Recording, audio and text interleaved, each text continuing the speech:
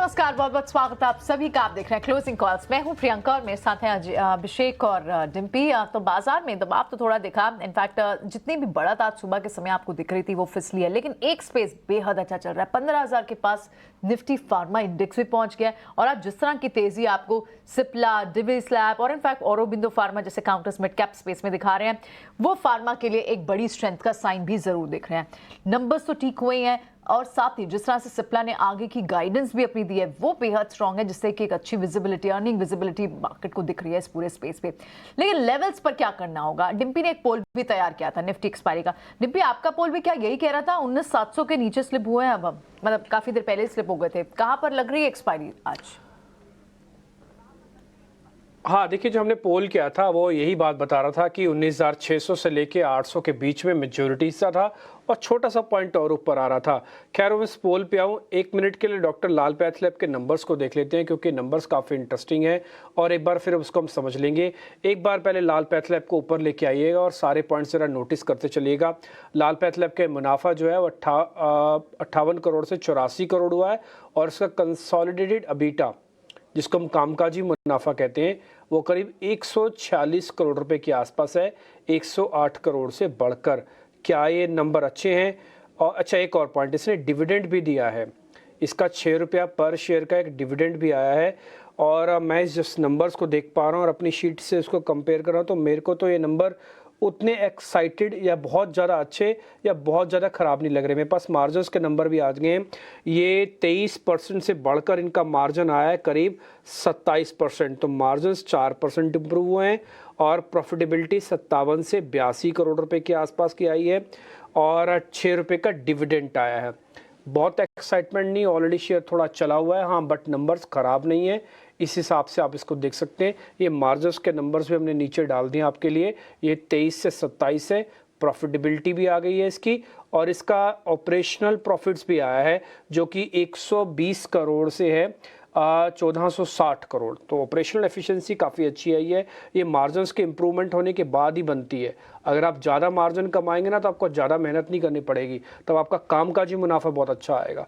Share अभी भी 2.5% के आसपास ऊपर टंगा हुआ है और शायद जल्दी जल्दी प्रॉफिट बुक नहीं भी कराएगा। अच्छा प्रियंका, आपने बात रखी थी एक्सपायरी पोल की, तो ज़रा मैं उसको भी क्लियर कर दूँ। 19,600 से 19,800 के बीच में मेजॉरिटी हिस्सा था और फिर 19,800 से हमने ऊपर का एक लेवल डाला था जो कि 20,000 का था, जहाँ पे आप 30-40% देख रहे हो। 20 और 10 को भूल जाओ, आंखें बंद कर लो, वहाँ पे सिर्फ 30 और 40 में 70% हिस्सा था। अब आप इसका मीडियन निकालेंगे तो 19,800 बनता है। सुबह जब बाजार खुला तो हमको लगा कि नहीं, ये 20,000 के लेवल तक भी पहुँच सकता है, हमारे पोल में गड़बड़ हो गई, लेकिन ऐसा हुआ नहीं। बाजार धीरे धीरे धीरे करके खिसक के नीचे आया और अभी आप अपनी स्क्रीन पर देखेंगे निफ्टी के लेवल्स तो आपको साफ पता लग जाएगा इस पोल के अंदर बिल्कुल वो फिट होकर साबित हो रहा है 19,600 से 800 वाली रेंज, जहाँ पर मेजॉरिटी हिस्सा है। Same with the bank Nifty भी लेके आई। अच्छा, एक और बात बता दें, ये करीब 8 एनालिस्ट का पोल था जिनसे हमने मैसेज और फ़ोन करके कुछ पता करवाया था, तो उसके बाद का ये पोल था। अब आते हैं बैंक निफ्टी पे। अगर आप बैंक निफ्टी को भी चेक करें तो 45,650 से 700 है। हमारा पोल भी यही कहता था कि 45,800 से 40,000 के बीच में है। तो मैं उम्मीद करता हूँ लास्ट में अगर थोड़ा बहुत भी 100 पॉइंट ऊपर आ जाएगा तो ये नंबर भी फिट बैठ जाएगा 45% वाला और ये सुपर हिट पोल साबित होगा। हमने आपको 24 घंटे एक्सपायरी से पहले ही बताने की कोशिश की थी कि एक्सपायरी कहाँ पे होगी। ये और कंपटीशन में कहीं नहीं दिखेगा आपको, सिर्फ ईटीना स्वदेश पे ही दिख सकता है। बिल्कुल, तो ये एक्सपायरी का पोल, लेकिन अपने एक्सपर्ट्स को जोड़ते हैं और उनका स्वागत करते हैं और आखिरी की 1 घंटे में बाजार की चाल क्या होगी, कौन से शेयरों में एक्शन बनेगा, ट्रेडिंग कॉल्स क्या है, बहुत मसाला है आज जुलाई सीरीज की एक्सपायरी के दिन, क्योंकि हालांकि थोड़ा सा मूड ज़रूर ख़राब हुआ है। हम अब तक का बहुत बढ़िया प्रदर्शन था, उम्मीद करके चल रहे थे कि शायद आज भी हम तेज़ी के साथ एक्सपायरी होते हुए देखेंगे, लेकिन इस वक्त दिन के निचले स्तर पर निफ्टी ट्रेड कर रहा है 19,632।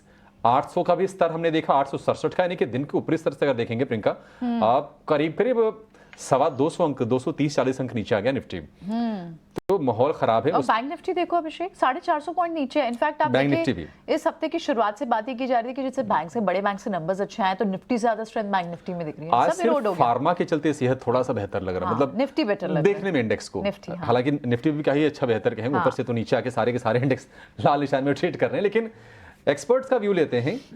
और हमारे साथ जुड़ गए हैं हमारे 3 खास मेहमान, विवेक कारवा विद इन्वेस्टमेंट के, HDFC सिक्योरिटीज़ के नागराज शेट्टी और SMC ग्लोबल के क्षितिज गांधी। आप तीनों का बहुत शुक्रिया। नागराज, पहले आपके पास आएंगे। आप ये बताइए कि क्या आप फर्दर कमजोरी देख रहे हैं क्या? क्योंकि अब तो 1 घंटे के से भी कम का कारोबार बचा है। एक्सपायरी आप कहां पर देख रहे हैं और क्या सजेशन होगा? कोई थोड़ा मोड़ा बाउंस बैक की कोशिश होगी या फिर इन्हीं लेवल्स के आसपास एक्सपायरी देखेंगे आप?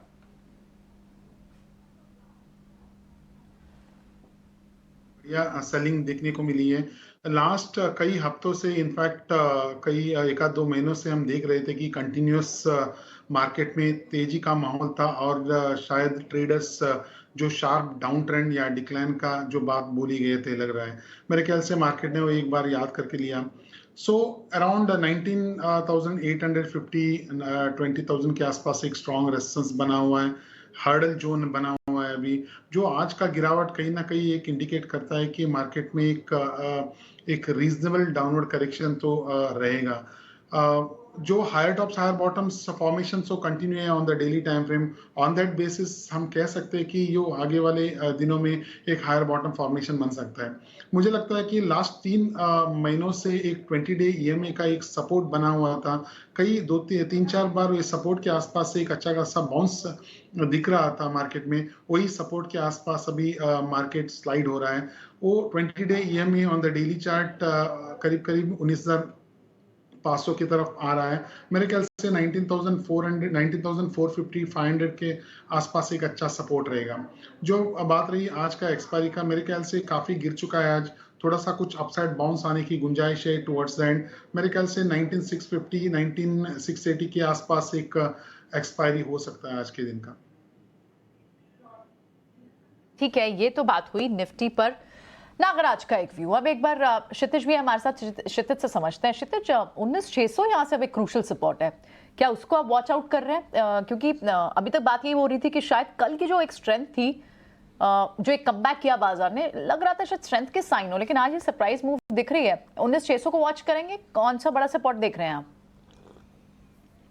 प्रियंका राइटली सेड, देखिए यहाँ पे 19,600 का एक मेजर सपोर्ट जरूर है निफ्टी का। देखिए जिस तरीके की आज ओपनिंग देखने को मिली थी निफ्टी में, कहीं ना कहीं हम लोग 19,800 के ऊपर ओपन हुए, बट कहीं सेलिंग प्रेशर के चलते, यहाँ पे प्रॉफिट बुकिंग के चलते कहीं ना कहीं बाजार में गिरावट भी देखने को मिल रही है। लेकिन देखने वाली बात यह है कि रोल ओवर्स जो हो रहे हैं यहाँ पे, रोल ओवर्स के चलते, मंथली एक्सपायरी के चलते, ये जो सेलिंग का प्रेशर है काफी इंटेंस होता दिखाई दिया। किसी भी लेवल पे हमें यहाँ पे एक टेक्निकल बाउंस भी इनफैक्ट हमें इंट्राडे बेसिस पे देखने को नहीं मिला। तो ओवरऑल देखिए, ओवरऑल तो यहाँ पे अभी सेलिंग प्रेशर जो है, मुझे लगता है कि अभी आने वाले 1 से 2 ट्रेडिंग सेशन में बिल्कुल माउंट होता दिखाई दे रहा है, क्योंकि जो इंटेंसिटी है मार्केट में गिरने की, यहाँ पे मुझे नहीं लगता कि इस 19,600 के लेवल्स को हम लोग ज्यादा देर होल्ड कर पाएंगे। इनफैक्ट अगर रोल ओवर्स के चलते थोड़ा बहुत टेक्निकल बाउंस मिलता भी आज के सेशन में देखने को आखिरी 1 घंटे में, बट मुझे ऐसा लगता है कि अगले 1 से 2 ट्रेडिंग सेशन में 19,600 के नीचे अगर हम लोग फिसलते हैं तो we will move towards 19,500 levels as well. तो एज ऑफ नाउ अभी यही सलाह रहेगी कि थोड़ा सा अभी यहाँ पे साइडलाइन बैठी है, ट्रेडर्स को यही सलाह रहेगी, लॉन्ग बैट्स लेने के लिए अभी और अच्छे बेटर लेवल्स आपको निचले स्तरों पे मिल सकते हैं। थोड़ा सा अभी यहाँ पे वेट एंड वॉच की स्ट्रेटेजी यूज करें तो ज्यादा बेटर रहेगा, बिकॉज देखिए ओवरऑल स्टैंस मार्केट के ऊपर अभी भी बाय ऑन डिप्स का है। ब्रॉडर चार्ट्स अभी भी खराब नहीं हुए, जैसे कि मैंने बताया मंथली एक्सपायरी के चलते ये कहीं ना कहीं सेलिंग प्रेशर जो माउंट होता दिखाई दे रहा है। 1 से 2 दिन जरूर लेगा मार्केट को थोड़ा सा स्टेबल होने में, स्टेबलाइज होने में, तो थोड़ा सा वेट एंड वॉच की स्ट्रेटेजी यूज करना ही ज्यादा बेटर रहेगा। थोड़ा वेट एंड वॉच किया जा सकता है, और हो भी क्यों ना। अगर आप देखें ना, फेड की बैठक से पहले, बड़ी अर्निंग से पहले, जहाँ पे आप सपोर्ट लेते थे आप वहीं हैं।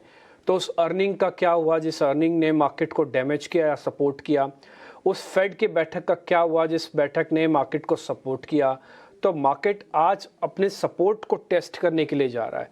ये सपोर्ट बार बार अच्छी चीज़ों के बावजूद भी अगर टेस्ट होने के लिए जाते हैं तो इसका मतलब गंभीरता तो है। 45,500 पक्के वाला सपोर्ट है बैंक निफ्टी का, और अगर आप बैंक निफ्टी के हिसाब से देख रहे हैं तो 19,500 है। तो ऑलमोस्ट हम उसी के आसपास जाके ट्रेड करें। विक्स ज़्यादा नहीं बढ़ा, बट लेवल्स टूट रहे हैं, तो इसलिए थोड़ी सावधानी बरतना ज़रूरी है। बुल फेस ऐसे ख़त्म नहीं होता, आएगा और जाएगा ना, वो आपको पता ही नहीं चलेगा 200 300 500 400 पॉइंट तक। तो उसके बाद जाकर तो फील होने लगता है कि अच्छा हम इस किसी फेज़ के अंदर हैं। आजकल तो ऐसा हो गया। खैर एनी हाउ, आगे बढ़ते हैं। विवेक जी हमारे साथ जुड़ चुके हैं फंडामेंटल एनालिस्ट के तौर पे। विवेक जी क्या पूछें आपसे, बताइए, आप क्या बताना चाहते हैं? आप जो बताना चाहते हैं बताइए सर, मेरा कोई सवाल नहीं है। ठीक है, बातें तो मेरे पास बहुत है, मिलेंगे तब करेंगे, लेकिन हाँ, अब यहाँ तो मार्केट के बारे में ही बात करते हैं। देखिए, ये तो कई दिनों से मैं बोल रहा था कि एक करेक्शन ओवरड्यू है, और जिस हिसाब से बाजार ऊपर जा रहा था, और पर्टिकुलरली स्मॉल कैप, इनफैक्ट आज फेसबुक पे मैंने एक ट्वीट डाला है कि कैसे बाजार मतलब कॉस्टली अगर हो, उस वक्त आप अपने फंड्स को वगैरह शिफ्ट करो तो क्या बेनिफिट हो सकता है। तो वैल्यूएशन आज पर्टिकुलरली स्मॉल कैप्स में बहुत स्ट्रेस्ड है, और मिड कैप में भी ओवर वैल्यूएशन है, लेकिन हाँ, स्मॉल कैप जितना नहीं है। अब यहाँ पे अगर 7-8% का करेक्शन आए ओवरऑल, तो आज तो 1% गिरा है, तो मैं सोचता हूँ अगर 19,000 कोई भी ढंग से दिख जाए तो बहुत बढ़िया सिचुएशन रहेगा हेल्थ ऑफ बाजार के लिए। नेट नेट मैंने ये भी कई बार बोला कि हम लोग तो नेट सेलर्स ही रहे अब तक, तो अभी भी नेट सेलर्स ही है ओवरऑल। तो आज अब गिरा है तो हम लोग तो खुश है, मैं तो बहुत खुश हूँ। देखते हैं अगर 19,500 पे जाके अगर ये सेटल होता है तो उस वक्त देखेंगे कि कहाँ पे वैल्यूएशन वापस सस्ता दिखने लग जाए और वहां पे एंट्री मारेंगे। और एक और चीज, जो बैंक्स, अब मुझे ये कॉशियस इसके लिए रहता हूँ क्योंकि पीएसयू बैंक्स वगैरह सारे चलने लग गए। वैल्यूएशन ठीक है, सस्ता रहता है, लेकिन हमेशा सस्ते रहते हैं पीएसयू बैंक्स। तो पीएसयू बैंक्स जब चलने लग जाते हैं तो थोड़ा सा डर लगने लगता है बाजार में, और वही हो रहा है। तो इसके लिए आई थिंक जो भी हो रहा है अभी हेल्दी है बाजार के लिए, और 150 पॉइंट और करेक्शन हो जाए 3,500 देखे तो मैं तो खुश हूं। विवेक की बात हो गई बाजार को लेकर और यहां से बाजार की राह को लेकर, लेकिन आपकी कमाई की बात करते हैं और अब लेकर आएंगे ऑप्शन का चैंपियन।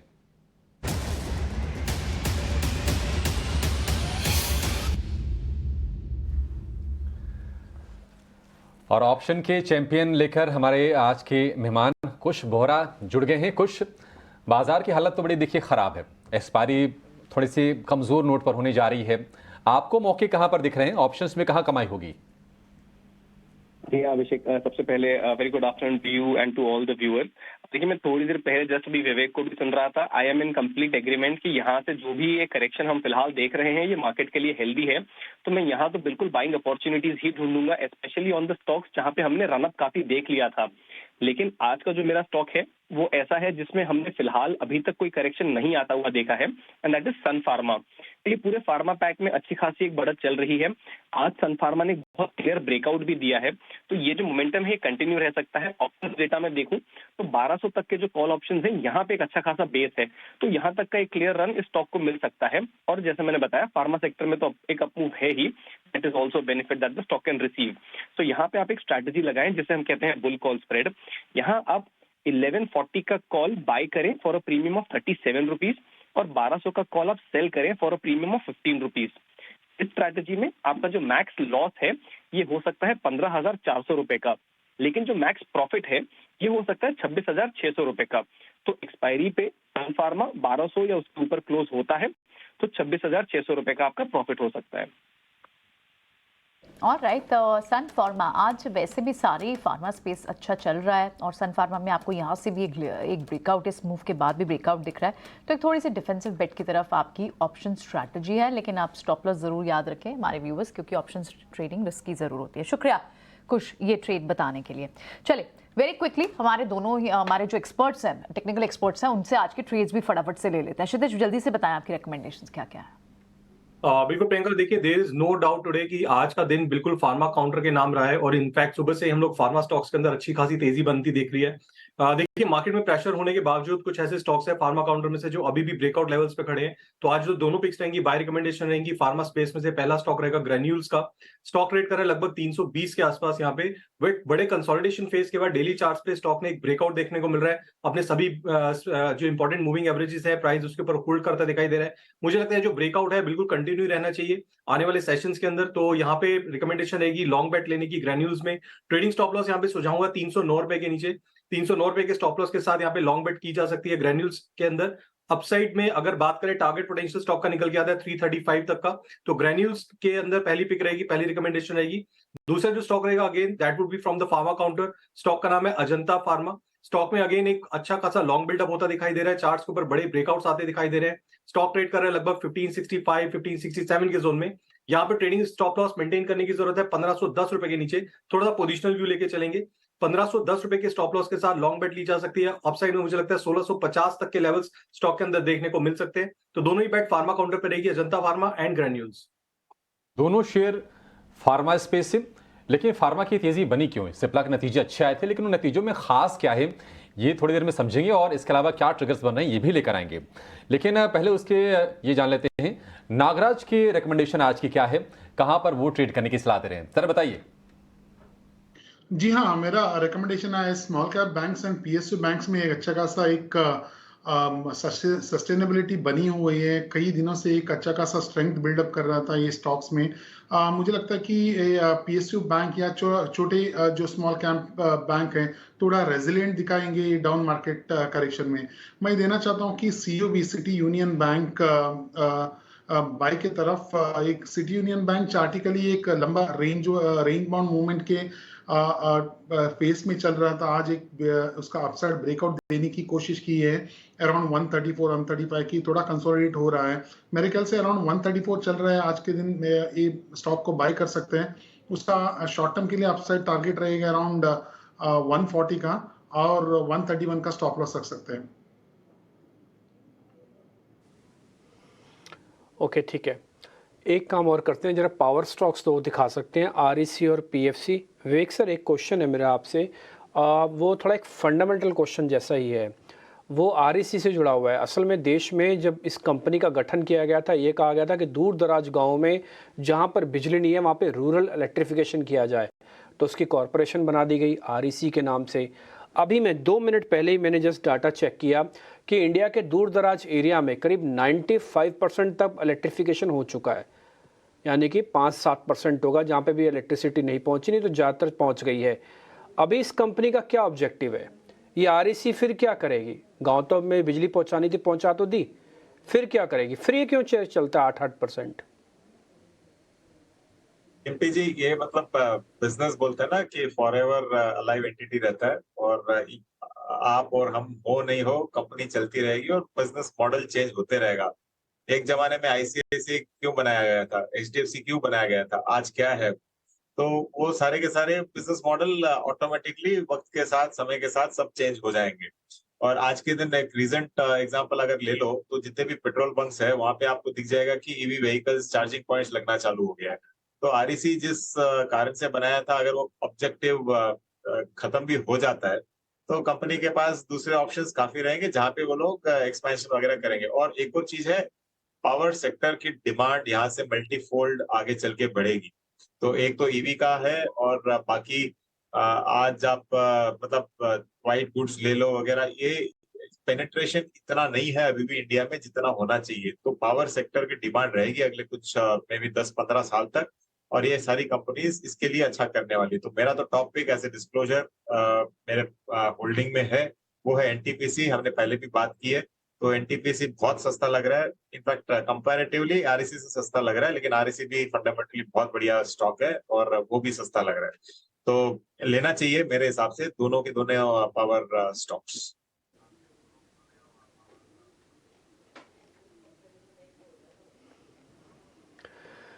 ठीक है, दोनों पावर स्टॉक्स पे कहीं ना कहीं एक बुलिश ट्रेंड आपको मिल रहा है। आरईसी, पीएफसी, इन दोनों पे आप ध्यान रख सकते हैं। एक शेयर क्षितिज से मेरे को जरा पता करना है। क्षितिज, जरा एक शेयर आप चेक करना, जस्ट अ मिनट में वो शेयर ढूंढ के रखा मैंने अभी।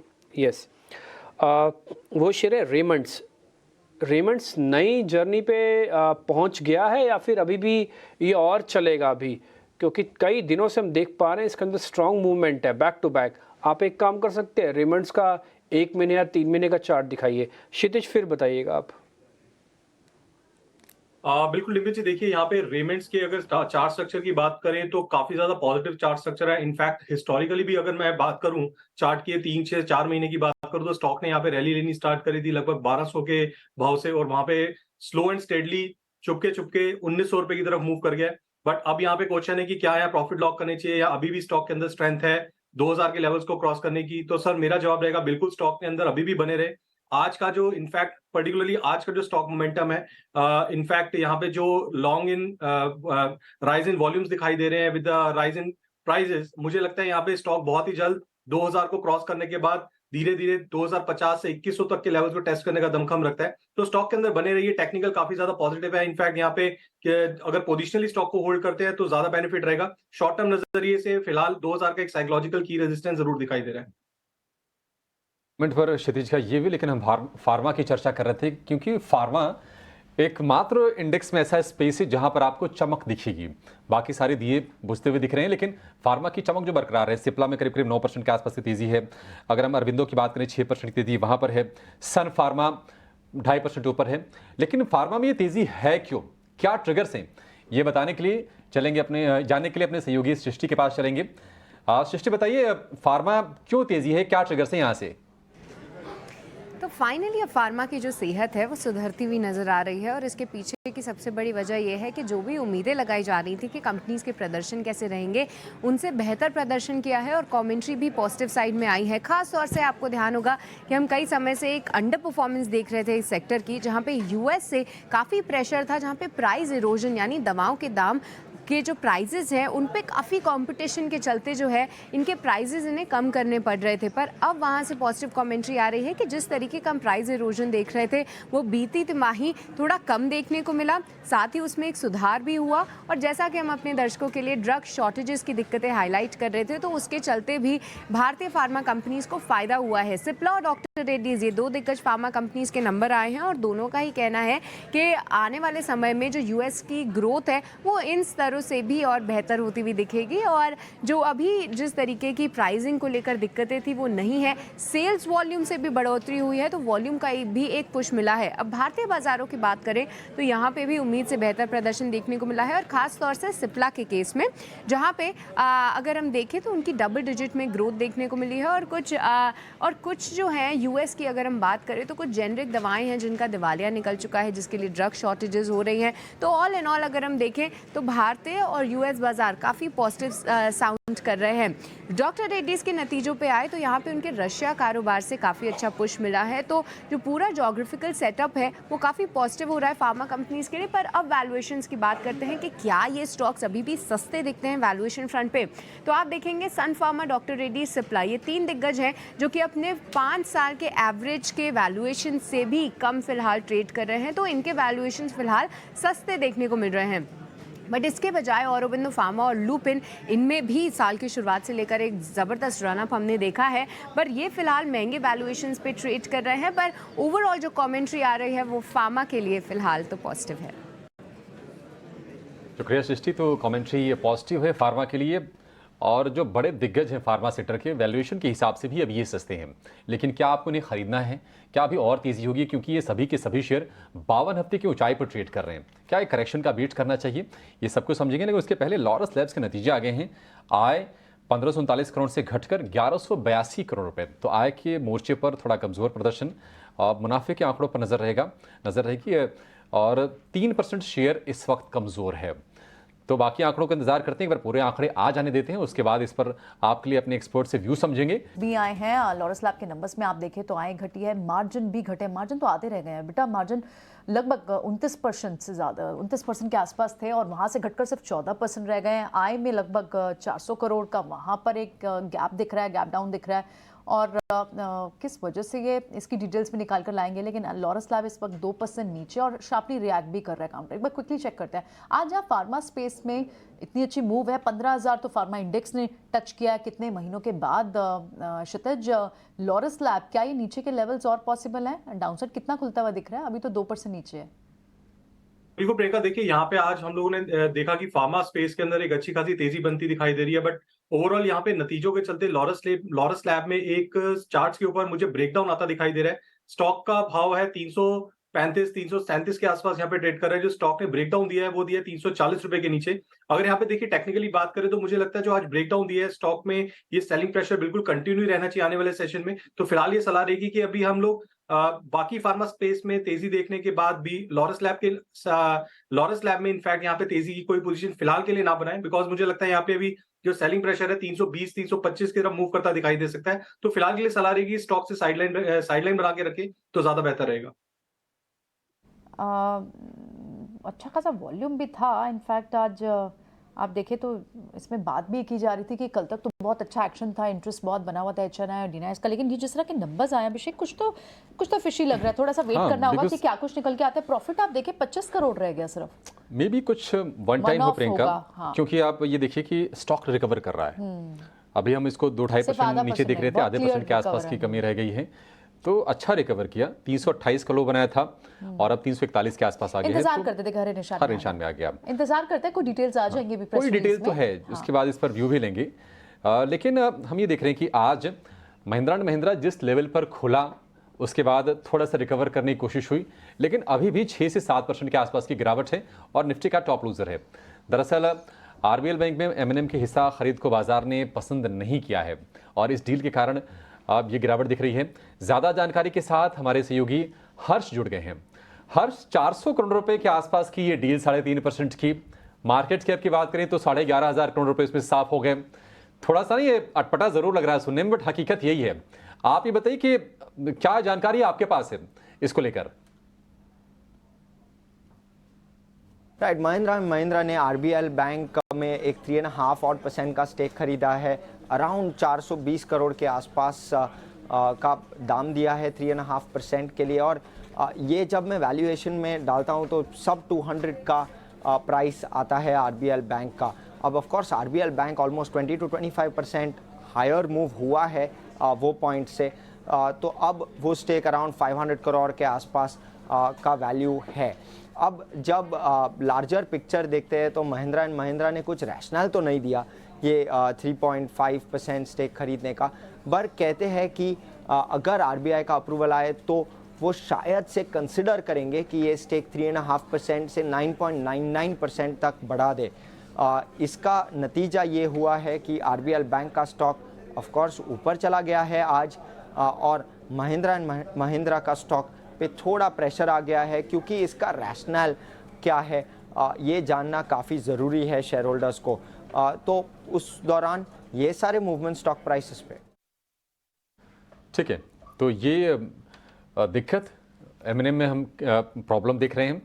आरबीएल बैंक का शेयर भी, क्योंकि ये लगातार चला हुआ शेयर था और आज हम देख रहे हैं कि 2 से 2.5% के आसपास की नरमी है। एमएनएम 6.5% की गिरावट। नागराज, आपसे जानना चाहेंगे, ये गिरावट देखिए अब थोड़ी सी ना स्थिर हो गई है, क्योंकि जो सुबह के सत्र में थी उसके बाद से हमने शेयर को ज़्यादा मूव होते हुए देखा नहीं। शुरुआती सत्र के बाद एक तरह से दायरे में ही रहा है।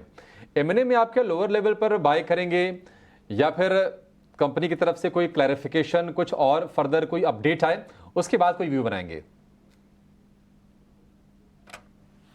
जी हाँ, एमएनएम आज एक बढ़िया रन के बाद एक स्ट्रॉन्ग डाउनसाइड रिवर्सल दिखा है। आज का जो गैप है वो कहीं ना कहीं एक इंडिकेट करता है कि ये जो नियर टर्म का अप ट्रेंड स्टॉक्स में समाप्त हुआ है और ये स्टॉक थोड़े दिन के लिए डाउनवर्ड करेक्शन में रहेगा।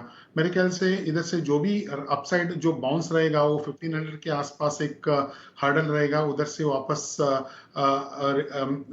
रीटेक आ सकता है नीचे की तरफ से। मुझे लगता है कि नीचे के स्तर खुल जाएंगे। नेक्स्ट सपोर्ट रहेगा उसका अराउंड 1380 1375 के आसपास, एक आध 2 हफ्ते में आ सकता है। ठीक है, ये तो बात हुई महिंद्रा महिंद्रा की। कुछ और स्टॉक्स की भी बात करते हैं। और बाजार में गिराव, एक रिकवरी तो अटेम्प्ट हुई थी, इनफैक्ट एक छोटा सा डिप, एक रिकवर अटेम्प्ट हुआ बैंक निफ्टी में एटलीस्ट हुआ, लेकिन वो फिर से डिप गहराई। और अब आप देखें तो 420 पॉइंट्स आपको बैंक निफ्टी पे दिख रहा है। लेकिन इस बीच हमारे साथ संदीप सब्रवाल आज बाजार पर फंडामेंटल नजरिया देने के बने हुए हैं। Good afternoon Sandeep. पहले तो क्विकली आज आपसे फार्मा स्पेस पे ही बात करना चाहेंगे, क्योंकि 2-3 चीज़ें इनके लिए बड़ी क्लियरली थी। डोमेस्टिक बिजनेस में ऑफ कोर्स वॉल्यूम और वैल्यू अप्रिसिएशन थी, बड़ी बात थी। यूएस से जो प्राइसिंग प्रेशर आ रहा था वो अब सिप्ला ने अपनी फर्दर जो गाइडेंस दी है उससे भी एक ईज आउट सिचुएशन दिख रही है, डॉक्टर रेड्डी से भी वही दिख रही है। तो क्या माने अब थोड़ी सी जो सिचुएशंस खराब थी फार्मा स्पेस के लिए वो सुधरती हुई दिख रही हैं? आप क्या व्यू बना रहे हैं फार्मा स्पेस के लिए? क्या पिछले 1-2 महीने से जो हम कंपनीज के मैनेजमेंट से इंटरेक्शन कर रहे थे तो उसमें यही आ रहा था सामने कि प्राइसिंग प्रेशर काफी हद तक कम हो गया और इनफैक्ट प्राइसिंग लीवरेज मिल रहा है अब इन कंपनीज को यूएस मार्केट्स में, एक्सपोर्ट मार्केट्स में, और डोमेस्टिक ग्रोथ भी अच्छा रहा है ज्यादातर कंपनीज के लिए। और ये एक ऐसा स्पेस है जिसमें मार्जिन प्रेशर दो कारणों से आए थे। एक तो इनपुट कॉस्ट प्रेशर बहुत हो गया था, जब चाइना में शटडाउन चल रहे थे तो इनपुट कॉस्ट प्रेशर बहुत हो गया था और ऊपर से प्राइसिंग प्रेशर था फाइनल प्रोडक्ट का। अब दोनों साइड से इनको फायदा हो रहा है, तो एक तरह से डबल वैमी पॉजिटिव साइड पे चल रहा है इन कंपनीज के लिए। और ये बहुत अंडर ओन्ड सेक्टर है। अगर आप म्यूचुअल फंड्स या इंस्टीट्यूशनल होल्डिंग्स वगैरह देखें तो बहुत कम होल्डिंग है। अब एक टाइम पे बहुत फैंसीड होता था ये सेक्टर, तो मुझे लगता है कि अगले 2 साल अच्छे हैं इस सेक्टर के लिए। लेकिन सिलेक्टिव होना पड़ेगा, क्योंकि कुछ कंपनीज जो मिड कैप साइड पे है, जिनकी कैश फ्लो वगैरह नहीं आते, वो फैंसीड हो जाते हैं, लेकिन उनको उनके बिजनेस को प्रेडिक्ट करना मुश्किल होता है। नहीं, जो बड़ी कंपनीज हैं, सिप्ला, सन फार्मा, डॉक्टर रेड्डीज और लुपिन एक टर्न अराउंड केस की तरह है, तो इन स्टॉक्स में ओवरऑल आउटलुक ठीक रहना चाहिए।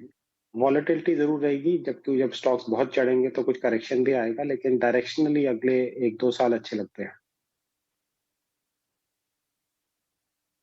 ठीक है संदीप सर, आपका बैंकिंग पे व्यू क्या है? क्योंकि इस बार की जर्नी के अंदर भले वो निफ्टी बैंक की हो या निफ्टी की हो, बैंक का रोल बहुत इंपॉर्टेंट था। ये आगे भी इसी पेस के साथ बढ़ेगा, पेस कम हो जाएगी या फिर ये रुक जाएगा, इसकी जगह कोई और लेगा? हो सकता आईटी ले ले।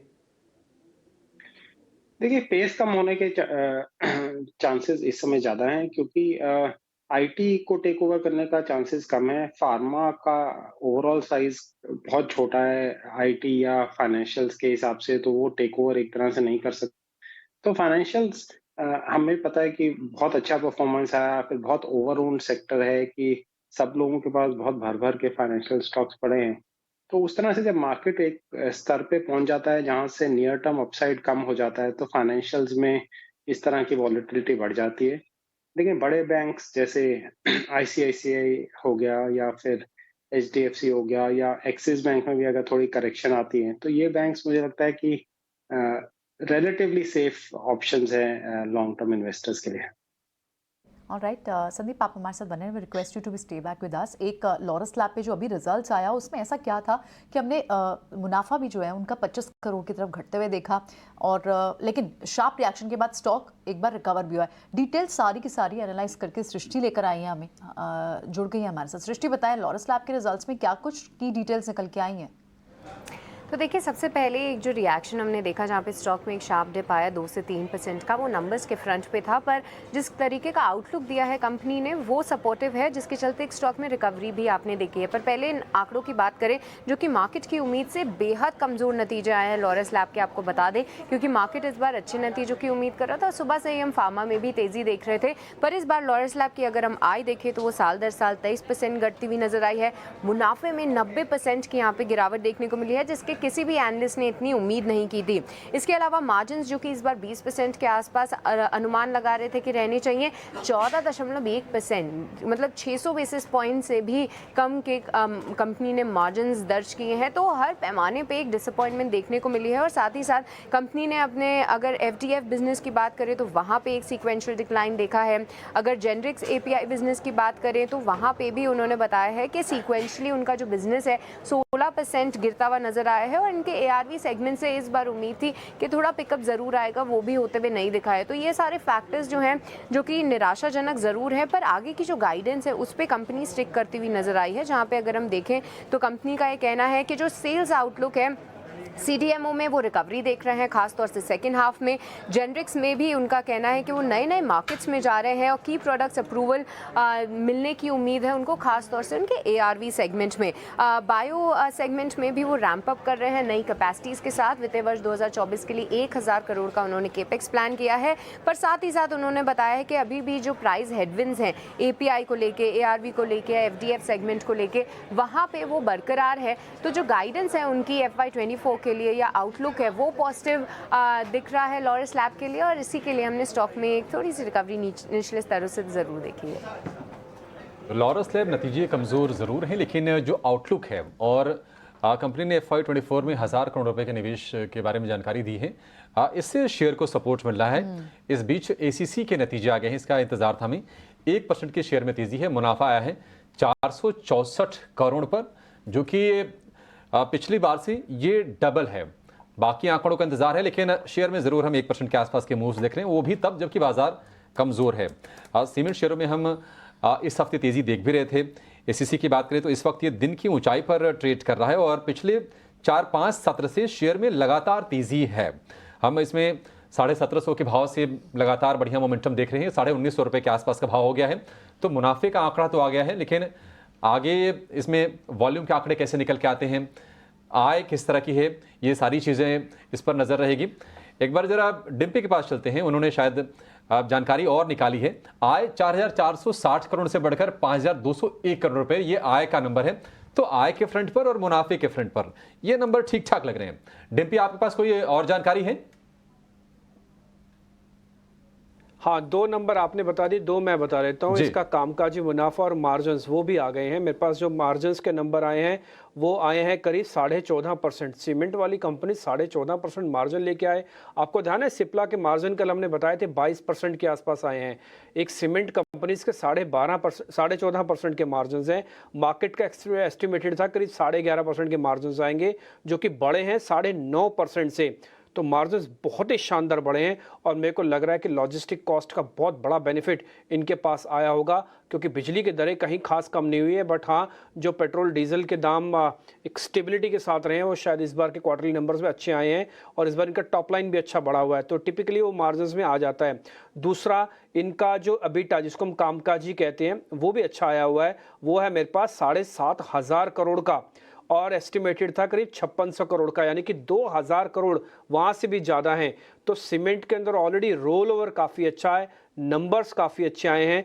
मैं एक बार सौरभ सर के पास जाता हूँ। सौरभ जी, एक बार जरा संदीप सर, एक बार जरा आप देखेंगे ACC के नंबर्स। मेरे को तो EBITDA फ्रंट पे, मार्जिन फ्रंट पे, प्रॉफिट फ्रंट पे, सभी पे ठीक लग रहे हैं। जी हाँ, बिल्कुल। और ये एक पूरे सीमेंट सेक्टर में हमने देखा है कि कॉस्ट कंट्रोल जो है, कॉस्ट जो पावर एंड फ्यूल कॉस्ट नीचे आने के कारण इन कंपनीज में काफ़ी प्रॉफिटेबिलिटी की इम्प्रूवमेंट हुई है। हालांकि मार्केट प्राइस सीमेंट के बड़े नहीं है, इनफैक्ट एवरेज प्राइस इस क्वार्टर में थोड़े नीचे ही थे। तो ये कॉस्ट कटिंग का फायदा, कॉस्ट कंट्रोल का फायदा हम देख रहे हैं सीमेंट सेक्टर में। और मॉनसून्स के बाद अगर अपटिक होगा डिमांड में, तो इनको और कॉस्ट अगर इन्हीं लेवल्स पे रहते हैं तो आगे जाके और अच्छा हो सकता है।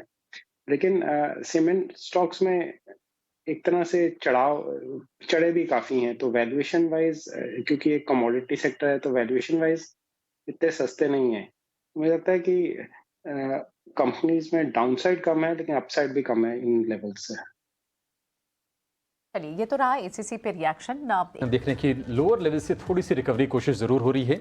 19,600 के आसपास तक गया था निफ्टी, वहां से अब देख रहे हैं कि 19,660 के आसपास ट्रेड कर रहा है और निफ्टी बैंक में 362 अंकों की गिरावट है। वहां से ज़्यादा हम कोई सुधार नहीं देख रहे हैं। लेकिन अब 15 मिनट के आसपास का समय बच गया है आज के सत्र में और आप BTST ट्रेड से लेते हैं।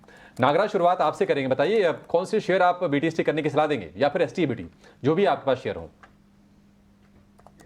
मेरे ख्याल से मार्केट की जो ट्रेंड इंडिकेट करता है कि और भी एक छोटा सा डाउनवर्ड करेक्शन जारी रहेगा। फिलहाल तो अच्छा खासा रिकवरी किया है और ये recovery sell on rise opportunity हो सकता है मार्केट में।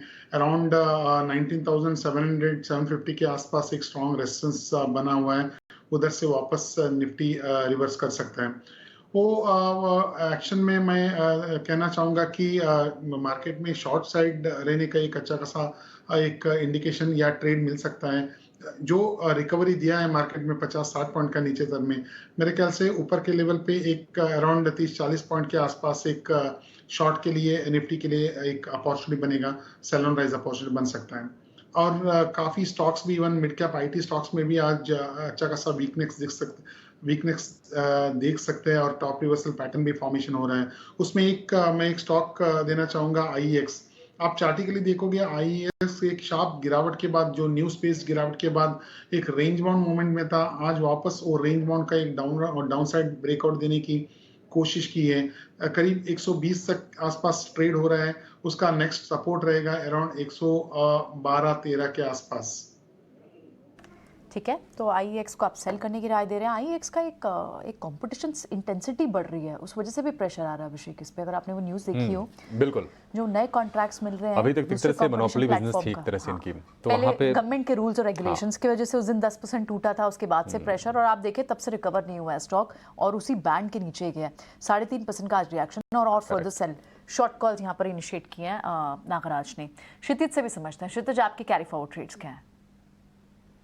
बिल्कुल प्रियंका, देखिए यहाँ पे आप पिछले 15 मिनट में मार्केट में लोअर लेवल से अच्छी खासी रिकवरी तो आई है, देखने को मिली है। और इनफैक्ट निफ्टी की अगर बात करें तो 19,600 के लेवल को एक रिस्पेक्ट भी दी है यहाँ पे।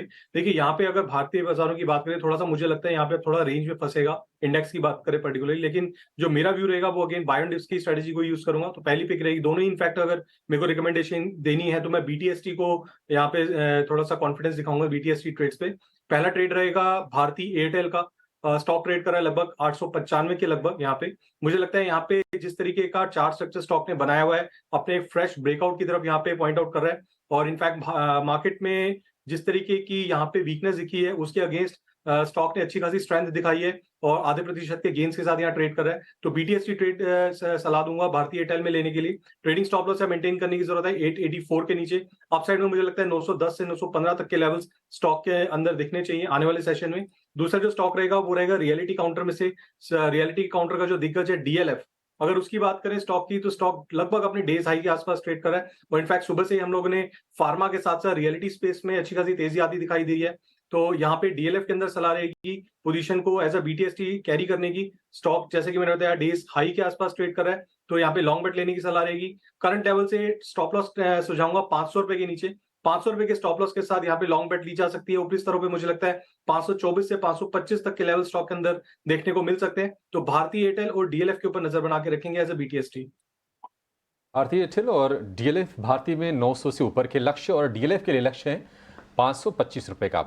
इस बीच एस्टेक लाइफ के नतीजा आ गया आपकी स्क्रीन पर। आय 184 करोड़ से घटकर 143 करोड़, तो आय के मोर्चे पर निराशा है और शेयर हालांकि अभी भी ऊपर है, क्योंकि हम फार्मा में देख रहे हैं कि आज थकान कहीं भी नहीं दिखेगी। इनफैक्ट लॉरस लैब्स के कमज़ोर नतीजे आए थे, लेकिन उम्मीदों के दम पर, आउटलुक के बल पर वो शेयर भी 2% ऊपर आ गया है। एस्टेक लाइफ भी आप देखिए 2% की तेज़ी के साथ ये ट्रेड कर रहा है। इसमें देखना होगा कि किस तरह के आंकड़े आते हैं। मुनाफे के आंकड़े पर नज़र रहेगी, क्या यहाँ पर भी कुछ सॉलिड कमेंट्री है, कुछ निवेश की बात है, इस पर नज़र रहेगी। लेकिन ये भी शेयर अब ठीक ठाक 1.5% के आसपास की मजबूती हमें दिखा रहा है। क्षितिज, एस्टेक लाइफ जरा इस पर आप व्यू दीजिए, आप किस तरह से ट्रेड करें इसको, क्योंकि हम शेयर देख रहे हैं कि 1% के आसपास मजबूत है, नतीजा है तो गिरा, उसके बाद तुरंत रिकवर किया। देखिए अभिषेक जी, अगर चार्ट पैटर्न चार्ट स्ट्रक्चर की बात करें तो चार्ट स्ट्रक्चर में इतनी कुछ खास पॉजिटिविटी मेरे को स्टॉक में नहीं देखने को मिल रही है। स्टॉक ने यहाँ पे स्पाइक जरूर बनाया, रिजल्ट के चलते लो बनाया स्टॉक ने 1190 के लगभग, फिर वहां से एक अच्छी रिकवरी भी आती दिखाई दी है। देखिए यहाँ पे ओवरऑल ब्रॉडर स्ट्रक्चर अभी भी कुछ खास पॉजिटिव स्टॉक के अंदर नहीं देखने को मिल रहे हैं। अपसाइड की बात करें तो स्टॉक में मल्टीपल हर्डल्स हैं 1300 रुपए के आसपास, 1325 रुपए के आसपास। तो इनफैक्ट जब तक ये 1300 रुपए के नीचे स्टॉक कंटिन्यूसली ट्रेड कर रहा है, कंटिन्यूसली होल्ड कर रहा है, यहाँ पे फिलहाल थोड़ा सा साइडलाइन रहने की सलाह रहेगी। स्टॉक को थोड़ा सा बचे अभी बाय करने से, जब तक कि चार्ट स्ट्रक्चर को पॉजिटिव नहीं हो जाते। एस्टेक लाइफ नंबर कमजोर है मुनाफे के फ्रंट पर, एबिटा के फ्रंट पर, और आय भी हम कमजोर देख रहे हैं। 11.5 करोड़ के मुनाफे के मुकाबले 8.2 करोड़ का घाटा हुआ एस्टेक को, तो ये आप ध्यान में रखिएगा। शेयर जरूर देख रहे हैं कि आधे % के गेंस के साथ ट्रेड कर रहा है, लेकिन एक बड़ी खबर है और मुंबई के बिल्डर्स के लिए खबर है। दरअसल रीडेवलपमेंट का काम करने वाले बिल्डर्स को महाराष्ट्र सरकार से बड़ी राहत मिली है। सरकार की नोटिफिकेशन के मुताबिक रीडेवलपमेंट में जाने वाली हाउसिंग सोसाइटीज को सिर्फ 100 रुपए का स्टाम्प ड्यूटी देना होगा और इससे प्रोजेक्ट कॉस्ट में करीब 5 से 7% की बचत होगी। ज्यादा जानकारी के साथ हमारे सहयोगी अनुराग शाह हमारे साथ जुड़ रहे हैं। अनुराग, निश्चित तौर पर बिल्डर्स के लिए अच्छी खबर, बॉम्बे बेस्ड जो है, बताइए क्या जानकारी है आपके पास? महाराष्ट्र सरकार के द्वारा रीडेवलपमेंट प्रोजेक्ट से जुड़ी बहुत बड़ी राहत दी गई है। सरकार ने एक नोटिफिकेशन जारी किया है जिसमें कहा गया है कि रीडेवलपमेंट प्रोजेक्ट में जो स्टैंप ड्यूटी है वो 100 रुपए ही चार्ज की जाएगी। और ये जो है इसको बेंचमार्क बनाया है एक बॉम्बे हाईकोर्ट के ऑर्डर को जो फरवरी के महीने में आया था। इसके अलावा ये फायदेमंद है 10,000 से ज्यादा जो रीडेवलपमेंट के प्रोजेक्ट मुंबई और आसपास के इलाके में पाइपलाइन में है, वहां पर रहने वाले लाखों लोगों के लिए, क्योंकि बिल्डर को भी जो है रीडेवलपमेंट प्रोजेक्ट के अंदर रिहेबिलिटेशन कंपोनेंट के तौर पर चार्जेस देने पड़ते थे, और इसके अलावा जो हाउसिंग सोसाइटी मेंबर है जिनका प्रोजेक्ट रीडेवलपमेंट में गया है उनको परमानेंट ऑल्टरनेट अलॉटमेंट एग्रीमेंट के अंदर जो है वो स्टैंप ड्यूटी देनी पड़ती थी। तो यहां पर जो सोसाइटी मेंबर्स है उनको राहत मिलेगी। अभी महाराष्ट्र के अंदर मुंबई समेत जो बाकी शहरों में जो स्टैंप ड्यूटी की दर है वो 5 से 7% तक है। तो जानकारों का मानना है कि इससे बिल्डर का जो है कॉर्पस बढ़ेगा और जो ओवरऑल कॉस्ट है वो कम होगी और लोगों के ऊपर जो भार ट्रांसफर होता था वो नहीं होगा। इसके अलावा एक्सपर्ट्स का यह भी मानना है कि जिस तरह से जिन प्रोजेक्ट के अंदर ओसी नहीं आती है, ऑक्यूपेशन सर्टिफिकेट नहीं आता है, वहां पर जीएसटी चार्ज देनी पड़ती है। तो इस फैसले के बाद मुमकिन है कि जीएसटी की भी राहत लोगों को मिले। तो काफी बड़ा डेवलपमेंट है ये, जहां पर स्टैंप ड्यूटी जो है वो रीडेवलपमेंट प्रोजेक्ट के लिए नहीं देनी पड़ेगी, मात्र 100 रुपए ही देनी पड़ेगी, जिससे होम बायर्स को काफी बड़ी राहत मिलेगी। और उसका जो फायदा ये होगा कि जो बिल्डर है, जो बिल्डर के द्वारा भी जो चार्जेस लिए जाते थे इनडायरेक्टली होम बायर से, वो भी बिल्डर को भी राहत मिलेगी। तो इसका जो नोटिफिकेशन है महाराष्ट्र सरकार के द्वारा जारी किया गया है। ठीक है, शुक्रिया अनुराग। बाजार को अगर हम देखें तो प्रियंका रिकवरी अब आ तो रही है, थोड़ी सी ही सही। ट्रेड ना स्क्वायर हुए हो अभिषेक, जो शॉर्ट पोजीशन सुबह की बनी है 3:15 के बाद वो स्क्वायर ऑफ करना चाह रहे हैं, जो कैरी फॉरवर्ड नहीं है। वो थोड़े से हल्के से आज फंसे हैं, ऐसी उम्मीद नहीं थी। 800 के आसपास की हम एक्सपायरी की उम्मीद कर रहे थे, लेकिन आज थोड़ी सी दिक्कत में फंसे हैं। लेकिन मिड कैप में तमाम ऐसे शेयर हैं जहां पर नतीजों का एक्शन था, क्योंकि हम देख रहे हैं कि सिप्ला के अलावा आप कोलगेट देखिए, सिंजीन देखिए, बिरला सॉफ्ट, ये तमाम शेयर नतीजों के दम पर चले हैं। डीएलएफ अभी रेकमेंड किया हमारे एक्सपर्ट ने, 5% की तेज़ी डीएलएफ में भी हम फ्यूचर्स में देख रहे हैं। एक राय जरा टेक महिंद्रा पर ले ही लेते हैं आखिर में जाते जाते नागराज, क्योंकि नतीजे कमज़ोर, 38% का मुनाफे में डिप और कमेंट्री भी ज़्यादा उत्साहजनक नहीं। टेक महिंद्रा क्या फर्दर डाउन साइड आप देख रहे हैं, क्योंकि लगातार हम ये देख रहे हैं कि 4-5 सत्र से ये शेयर कमज़ोर है। जी हाँ, कंटिन्यूसली 5-6 सेशन से कंटिन्यूस गिरावट जारी है। 1250 से ऑलमोस्ट ऑल 1175 के आसपास पहुंच गया है। मेरे ख्याल से ये स्टॉक एक बेस के तरफ एक फॉर्मेशन हो रहा है। 1075 की 1075 टू 1050 के आसपास एक बॉटम रिवर्सल बन सकता है स्टॉक्स में, उधर से एक बाउंस देने की कोशिश करेगी। आगे वाले दिनों में एक अपसाइड बाउंस एक्सपेक्टेड है निचले स्तर से। ओके, ठीक है। खैर इस बीच ब्लू डार्ट के नंबर आए हैं और नंबर आपके स्क्रीन पर भी आ जाएंगे, एक बार आप इसको नोटिस कर लीजिएगा। आय में तो कमी आई है, कुछ ज़्यादा कमी नहीं है इसके अंदर, 1293 करोड़ से 1238 करोड़ का ही है। आ जाए सारे नंबर फिर एक बार पता कर लेंगे। लेकिन इस भारत फोर्ज को नंबर्स के साथ साथ एक ऑर्डर का बस भी है। एक बार भारत फोर्ज ही पता कर लेते हैं। भारत फोर्ज एक बार ज़रा चेक करेंगे। क्षितिज आप? बिल्कुल डिम्पी जी, देखिए भारत फौज में पिछले आधे घंटे में अच्छी खासी तेजी बनती दिखाई दी है। इनफैक्ट स्टॉक यहाँ पे 3% के गेन्स के साथ ट्रेड करता दिख रहा है। देखिए यहाँ पे अगर टेक्निकली बात करें तो स्टॉक ने एक बड़ा ब्रेकआउट देखने को मिला है 900 रुपए के स्तर के ऊपर। 900 रुपए का एक स्ट्रॉन्ग रेजिस्टेंस लेवल था जिसके ऊपर मोमेंटम कैच करता दिखाई दे रहा है स्टॉक। तो मुझे लगता है जो तेजी बनी है अच्छे वॉल्यूम्स के साथ बिल्कुल जारी रहनी चाहिए। ऊपरी स्तरों पे आई वोंट बी सरप्राइज अगर स्टॉक 940 तक के लेवल्स को टेस्ट कर देता है, तो यहाँ पे सलाह रहेगी, पॉजिटिव सलाह रहेगी। इनफैक्ट फ्रेश पोजीशन भी बनाई जा सकती है। निचले स्तरों की अगर बात करें तो इनफैक्ट जब तक 880 885 के ऊपर स्टॉक ट्रेड कर रहा है, मुझे लगता है जो तेजी बनी है स्टॉक के अंदर बिल्कुल कैरी करनी चाहिए। तो जिन लोगों के पास ऑलरेडी पोजीशन है स्टॉक के अंदर बने रहे। इनफैक्ट यहाँ पे फ्रेश पोजीशन लेने की भी पूरी चांसेस बन रहे हैं, पूरे फ्रेश ब्रेकआउट्स देखने को मिल रहे हैं। Okay, done. खैर इस बीच मार्केट में आज जितनी भी उथल पुथल हुई हो, चाहे फार्मास्यूटिकल्स को क्रेडिट दिया गया हो या एक्सपायरी को वजह बताया गया उस वॉलिटिलिटी की, लेकिन पोल सुपरहिट साबित हुआ आपके सामने। हमने 24 घंटे पहले कोशिश की एक्सपर्ट से बातचीत करके कि आपके सामने पोल रखे। हमारे सामने चैलेंज ये भी था कि कहीं फेड की कोई ऐसा पॉइंट ना आ जाए जिससे कि बाद बाजार में एकदम से ऊपर नीचे हो जाए, लेकिन उसके बावजूद भी पोल सुपरहिट हुआ। 19,600 से 800 के बीच का मेजॉरिटी हिस्सा था, वहाँ पे आके निफ्टी ने हिट किया है। और अगर आप बैंक निफ्टी भी देखेंगे तो करीब 45,800 से 46,000 वाला जो रेंज था उसके अंदर आपके बैंक निफ्टी भी आके हिट कर रहा है, यानी कि क्लोज करने की तैयारी कर रहा है। तो सुपर हिट पोल यहाँ पे साबित होता हुआ आपके स्क्रीन पर है। प्रियंका, आप क्लोजिंग की तरफ हम बढ़ रहे हैं। राइट, ठीक है, बिल्कुल डिम्पी। चलिए, तो पोल तो काफ़ी क्लोज रहा और आज का अगर हम एक्शन सारा देखें तो आज तो दिन भर एक्शन फार्मा स्टॉक्स ने ही रखा। फार्मा स्टॉक्स के पास ही लीडरशिप सुबह से थी और सबसे बड़ा टॉप गेनर खुलने के साथ ही 4-4.5% की तेजी के साथ सिप्ला हुआ था और दिन भर ये मजबूती जो बड़ी 9% की तेजी के साथ अब भी सिप्ला क्लोज करने आ रहा है। दूसरे जो बड़े स्टॉक्स थे, पहले अगर आप 5 स्टॉक्स की बात करें उसमें से 3 बड़े स्टॉक्स तो सिर्फ फार्मा से हैं या हॉस्पिटल सेक्टर से हैं। Sun Pharma, Divi's lab, doctor Reddy's, numbers अच्छे आए डॉक्टर रेड्डीज के, सिप्ला के, और उसका ही आप पूरा रब ऑफ इफेक्ट उन सभी कंपनीज में देख रहे हैं जिनका यूएस कारोबार है।